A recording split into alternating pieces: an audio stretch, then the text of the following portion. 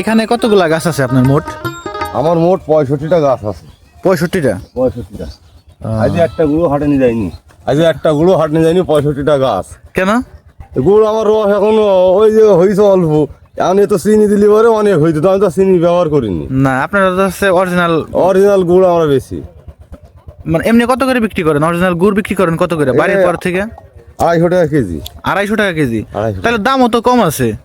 তে আমরা হাটে নিয়ে যাইনি আজ, তাহলে আমরা চিনি দিইনি, সলিডে কোনোদিনই আমরা দিইনি।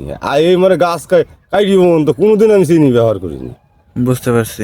চিনি দিলে এবার আমার এই যে রস হয়েছে 1 ভাঁড়ের বেশি গুড় হয়ে যেত। কতটুকু 65টা গাছে আপনার কতটুকু রস হয়? রস লাইবি গেলে আছে, ও তার একদিনই কাটা হয় না, 2 বেলায় কাটা হয়। 22টা 23টা করে হয় আমার, 10 লাইবি গেলে পারে। গুড় কতটুকু হয় জাল দেওয়ার পরে? ও কেজিতে এই ভাড়ে 1 কেজি করে গুড় হবে। 1 কেজি করে গুড় হবে। তো এক হাঁড়িতে মানে এক ভাড়ে আপনার এক ভাঁড়ে 1 কেজি। রস কতটুকু থাকে?